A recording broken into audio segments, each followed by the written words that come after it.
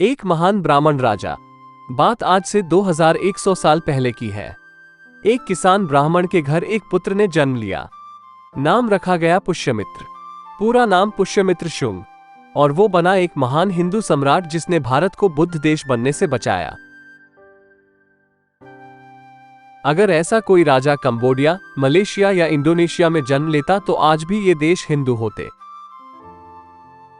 जब सिकंदर ब्राह्मण राजा पोरस से मार खाकर अपना विश्व विजय का सपना तोड़कर उत्तर भारत से शर्मिंदा होकर मगध की ओर गया था, उसके साथ आए बहुत से यवन वहां बस गए।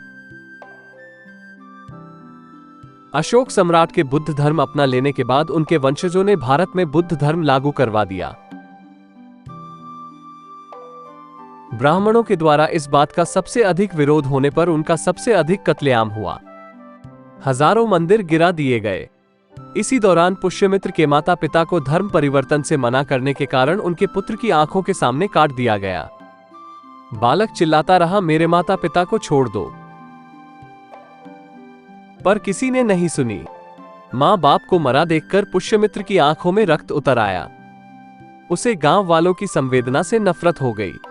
उसने कसम खाई कि वो इसका बदला बौद्धों से जरूर लेगा और जंगल की तरफ भाग गया।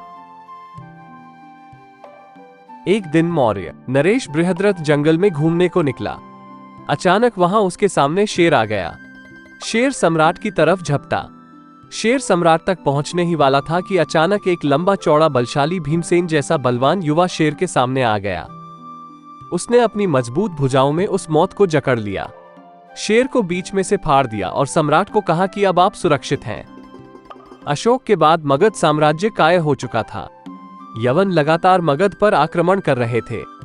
सम्राट ने ऐसा बहादुर जीवन में ना देखा था। सम्राट ने पूछा, कौन हो तुम? जवाब आया, ब्राह्मण हूं महाराज। सम्राट ने कहा, सेनापति बनोगे? पुष्यमित्र ने आकाश की तरफ देखा, माथे पर रक्त तिलक करते हुए बोला, मातृभूमि को जीवन समर्पित है। उसी वक्त सम्राट ने उसे मगध का उपसेनापति घोषित कर दिया।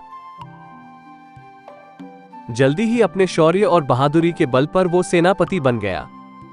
शांति का पाठ अधिक पढ़ने के कारण मगध साम्राज्य कायम ही चुका था। पुष्यमित्र के अंदर की ज्वाला अभी भी जल रही थी। वो रक्त से स्नान करने और तलवार से बात करने में यकीन रखता था। पुष्यमित्र एक निष्ठावान हिंदू था और भारत को फिर से हिंदू देश बनाना उसका स्वप्न था। आखिर वो दिन भी आ गया। यवनों की लाखों की फौज ने मगध पर आक्रमण कर दिया। पुष्यमित्र समझ गया कि अब मगध विदेशी गुलाम बनने जा रहा है। बौद्ध राजा युद्ध के पक्ष में नहीं था, पर पुष्यमित्र ने बिना सम्राट की आज्ञा लिए सेना को जंग के लिए तैयारी करने का आदेश दिया। उसने कहा कि इससे पहले दुश्मन के पांव हमारी मातृभूमि पर पड़े, हम उसका शीश उड़ा देंगे। यह नीति तत्कालीन मौर्य साम्राज्य के धार्मिक विचारों के खिलाफ थी। सम्राट पुष्यमित्र के पास गया। गुस्से से बोला, ये किसके आदेश से सेना को तैयार कर रहे हो? पुष्यमित्र का पारा चढ़ गया। उसका हाथ उसके तलवार की मुठ पर था। तलवार निकालते ही बिजली की गति से सम्राट बृहद्रथ का सर धड़ से अलग कर दिया और बोला, ब्राह्मण किसी की आज्ञा नहीं लेता। हजारों की सेना सब देख रही थी। पुष्यमित्र ने लाल आंखों से सम्राट के रक्त से तिलक किया और सेना की तरफ देखा और बोला, ना बृहद्रथ महत्वपूर्ण था, ना पुष्यमित्र। महत्वपूर्ण है तो मगध, महत्वपूर्ण है तो मातृभूमि। क्या तुम रक्त बहाने को तैयार हो? उसकी शेर सी गरजती आवाज से सेना जोश में आ गई। सेनानायक आगे बढ़कर बोला, हां सम्राट पुष्यमित्र, हम तैयार हैं। पुष्यमित्र ने कहा, आज मैं सेनापति ही हूं। चलो काट दो यवनों को। जो यवन मगध पर अपनी पताका फहराने का सपना पाले थे, वो युद्ध में गाजर मूली की तरह काट दिए गए। एक सेना जो कल तक दबी रहती थी, आज युद्ध में जय महाकाल के नारों से दुश्मन को थर्रा रही है। मगध तो दूर, यवनों ने अपना राज्य भी खो दिया। पुष्यमित्र ने हर यवन को कह दिया कि अब तुम्हें भारत भूमि से वफादारी करनी होगी, नहीं तो काट दिए जाओगे। इसके बाद पुष्यमित्र का राज्याभिषेक हुआ। उसने सम्राट बनने के बाद घोषणा की, अब कोई मगध में बुद्ध धर्म को नहीं मानेगा, हिंदू ही राज धर्म होगा। उसने साथ ही कहा, जिसके माथे पर तिलक ना दिखा वो सर धड़ से अलग कर दिया जाएगा। उसके बाद पुष्यमित्र ने वो किया जिससे आज भारत कंबोडिया नहीं है। उसने लाखों बौद्धों को मरवा दिया। बुद्ध मंदिर जो हिंदू मंदिर गिरा कर बनाए गए थे, उन्हें ध्वस्त कर दिया।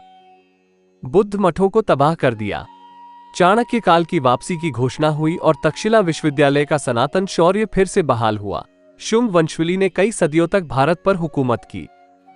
पुष्यमित्र ने उनका साम्राज्य पंजाब तक फैला लिया। इनके पुत्र सम्राट अग्निमित्र शुंग ने अपना साम्राज्य तिब्बत तक फैला लिया और तिब्बत भारत का अंग बन गया।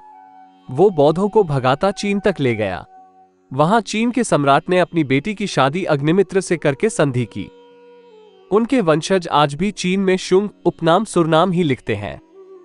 चैनल को सब्सक्राइब, लाइक और शेयर करें। धन्यवाद। जय हिंद।